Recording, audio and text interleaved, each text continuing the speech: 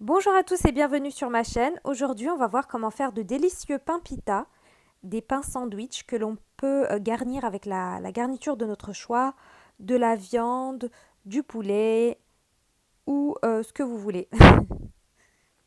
Donc, on va passer aux ingrédients. Pour cela, il nous faut 2 verres de farine, la farine de votre choix, un verre d'eau, une cuillère à café de levure boulangère.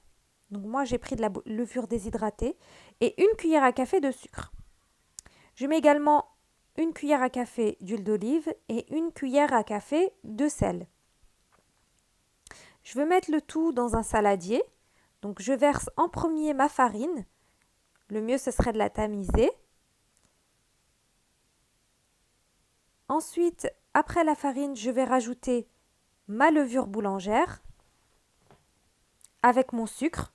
Le sucre va tout simplement colorer un petit peu la pâte à la cuisson et activer correctement la levure. Puis, je rajoute mon huile d'olive. Alors, l'huile d'olive, c'est pas obligé de mettre de l'huile d'olive, vous pouvez mettre aussi de l'huile normale, de l'huile de tournesol. Et mon sel, une cuillère à café de sel. J'évite de mettre le sel en contact direct avec la levure. Je mélange le tout, je pétris bien comme il faut, en ajoutant mon eau petit à petit, très progressivement. Donc là, c'est une petite astuce en fait, ajoutez l'eau progressivement pour que vous puissiez avoir une bonne consistance au niveau de la pâte, pour qu'elle ne soit ni trop collante ni trop sèche. Donc c'est à vous de voir, plus vous rajoutez de l'eau, plus évidemment la pâte va se ramollir. Je pétris correctement pendant au moins 5 minutes. Pour 2 verres de farine, j'ai rajouté 3/4 de verre d'eau, ce qui m'a permis d'obtenir une pâte qui ne soit pas trop collante. Et donc ensuite, après avoir bien pétri ma pâte, lorsque je sens que tout s'est incorporé, le mélange des ingrédients se sont bien mélangés, bien incorporés les uns aux autres,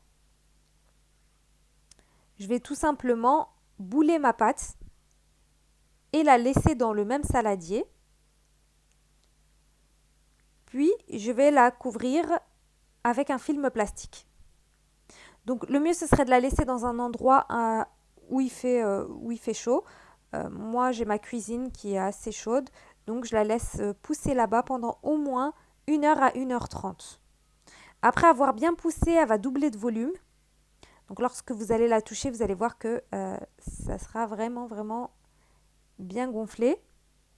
Je vais la mettre sur mon plan de travail fariné. Je farine bien mon plan de travail. Voilà. Et je viens déposer ma pâte dessus. Donc on farine correctement pour éviter que la pâte ne colle sur le plan de travail, tout simplement.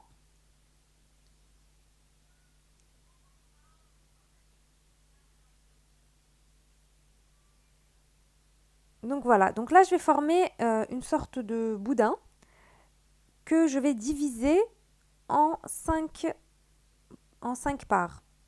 Donc après, tout dépend de la grosseur des pains que vous souhaitez. Est-ce que vous aimez bien avoir des petits pains, des grands pains? Tout dépend de votre appétit pour faire votre sandwich. Et oui, je voulais rajouter aussi que ce pain n'est pas uniquement pour faire les sandwichs. Vous pouvez l'accompagner pour les maghrébins avec votre tagine. Vous pouvez également le manger le matin avec de la confiture, du fromage.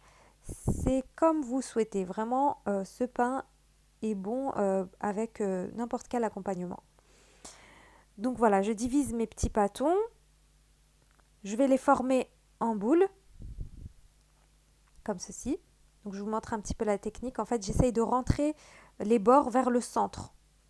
Je rabats vers le centre les bords. Je boule et je pose.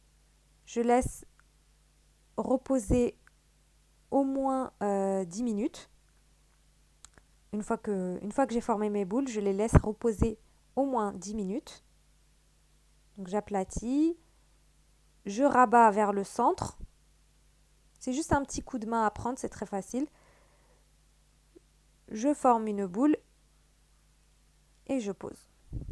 Je fais ça avec toutes mes pâtes.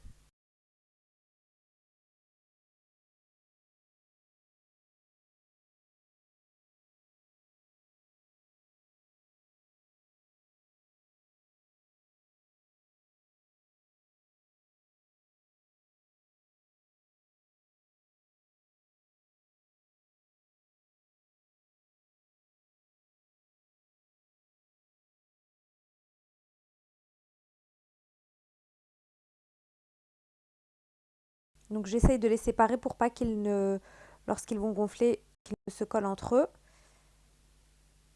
Une fois qu'ils ont bien gonflé, malheureusement moi, ils se sont collés un petit peu entre eux parce que je les avais mis dans un sac de congélation. Donc une fois qu'ils ont bien gonflé, je viens les aplatir sur mon plan de travail, fariné toujours. Je les aplatis un petit peu à la main et ensuite je prends mon rouleau à pâtisserie et je vais venir les aplatir plus. Il faut vraiment qu'on ait une épaisseur de 1,5 cm. Il faut vraiment qu'ils soient bien fins. Parce qu'à la cuisson, une fois qu'ils seront, si vous les faites de cette manière-là, à la cuisson, ils vont gonfler. Je finis donc de tous les aplatir. Je les laisse pousser à peu près 5 à 10 minutes. Et je vais passer à la cuisson. Donc sur une poêle assez chaude, donc sur feu moyen on va dire, je vais déposer mon pain et je vais le retourner régulièrement. Donc l'astuce, c'est tout simplement de cuire les pains et de les retourner toutes les 15 secondes. Je reste proche de ma poêle, je surveille mon pain et je le retourne toutes les 15 secondes. Cette cuisson, le fait de cuire de cette manière-là, ça va permettre que le pain va gonfler. Au bout d'un moment, vous allez voir, il va bien gonfler et il va bien dorer également. Donc là, je vous laisse les étapes de A à Z pour la cuisson, pour que vous puissiez bien voir comment j'ai fait. J'ai pas accéléré ni rien du tout. Là, c'est en direct en fait. Vous voyez bien que je laisse, si vous comptez en même temps, vous verrez que je laisse 15 secondes d'un côté, je retourne, je laisse 15 secondes, je retourne, etc. jusqu'à ce que je vois que mon pain gonfle. Abonnez-vous pour recevoir mes futures recettes. Dites-moi en commentaire également les recettes que vous souhaiteriez que je teste pour vous ou que je fasse. Alors j'en ai plusieurs en réserve qui arrivent bientôt, Inch'Allah.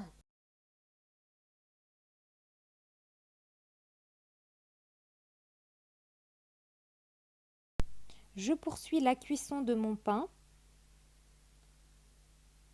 Donc je vous montre exactement comment est-ce que je procède.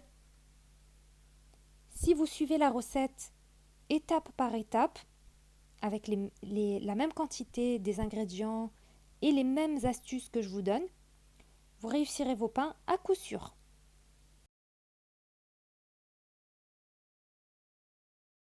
Vous pouvez également utiliser de la farine de blé semi-complète.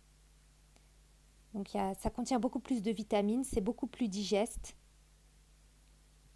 Et ça vous permettra de manger un peu plus équilibré.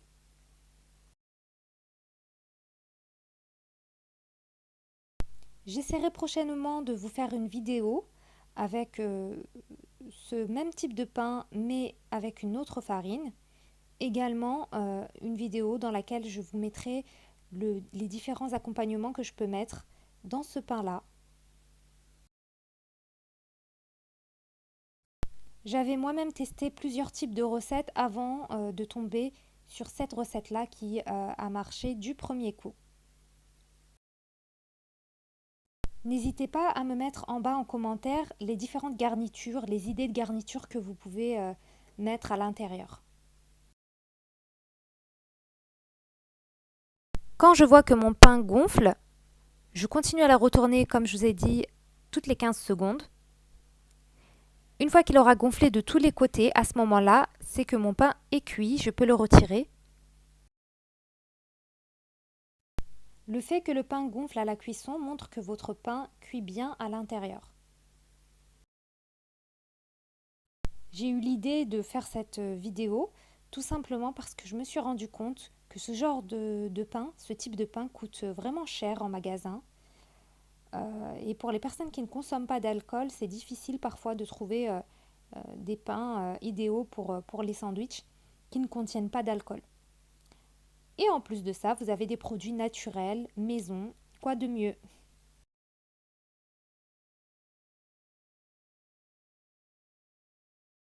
Petite astuce, vous pouvez les congeler en les laissant refroidir complètement.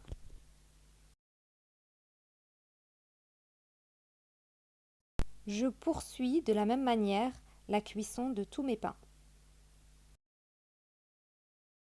J'espère que cette vidéo vous aura plu, que vous allez la tester.